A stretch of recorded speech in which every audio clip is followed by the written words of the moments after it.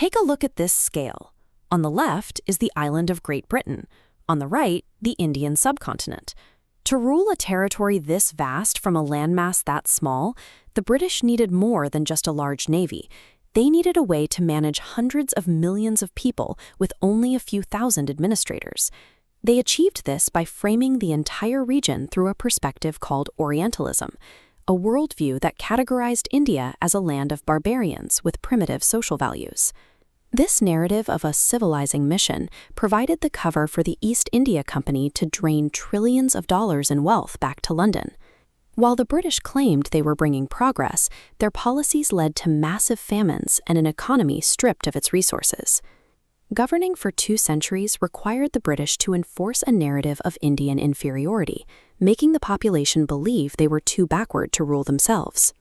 By 1857, the pressure of economic exploitation and cultural interference reached a boiling point. Indian soldiers and local royals saw their traditions being systematically dismantled, turning long-standing resentment into an active rebellion. This chaotic scene from 1857 shows the scale of the resulting explosion. Led by figures like Mangal Pandey and Rani Lakshmi Bai, the uprising spread across northern India, challenging British control through direct military force. The British eventually crushed the revolt because the Indian forces were fragmented. They had successfully fought back, but they lacked a single, unified plan for what an independent India would actually look like. The defeat showed that physical courage wasn't enough to end the empire. To win, India had to dismantle the intellectual framework that the British used to justify their presence. A new generation of leaders realized they had to fight a war of ideas. They began a cultural awakening designed to restore the country's sense of historical pride. Raja Ram Mohan Roy advocated for modern education to empower the people, while Swami Dayanand Saraswati pushed for a return to Vedic roots. Together, they began building a new cultural confidence that directly challenged the British narrative. This confidence reached the global stage with Swami Vivekananda. During his 1893 speech in Chicago, he presented Indian philosophy with such sophistication that Western observers were forced to reconsider their assumptions about India being socially backward. This shift in cultural pride created the foundation for the first organized political front, the Indian National Congress. For the first time, leaders from across the subcontinent were meeting to coordinate a single national agenda.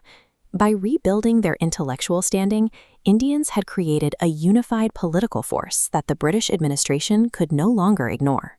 To break this growing unity, Lord Curzon deployed a strategy of divide and rule. In 1905, he partitioned Bengal strictly by religion, attempting to turn Hindus and Muslims against one another to weaken the national movement. The movement found a new direction under Mahatma Gandhi. He introduced a strategy of mass nonviolent resistance, which shifted the struggle from the elite halls of debate to the streets of every village. Gandhi mobilized millions, from farmers in Champaran to urban workers protesting the Rollout Act. He showed that the empire's power relied entirely on the cooperation of the people they ruled. In 1919, the British responded to this peaceful defiance by opening fire on an unarmed crowd at Jallianwala Bagh. The scale of the violence made the British claim of being civilizers impossible for the world to believe. By refusing to meet violence with violence, Gandhi's movement made the British presence in India a moral liability that the empire could no longer sustain on the world stage. By the 1940s, the British realized their hold was slipping. Between the Quit India movement and mutinies within the Royal Indian Navy, the military and economic cost of staying had become too high. But as the British prepared to leave, the decades of divide and rule policies began to bear fruit. The communal divisions they had encouraged were now pulling the country apart. Muhammad Ali Jinnah and the Muslim League began demanding a separate state. This two-nation theory argued that religious identity was more important than a unified Indian identity. The movement had successfully broken the empire's grip, but it couldn't stop the internal fracture that the empire had helped create. On August 15, 1947, the British finally withdrew.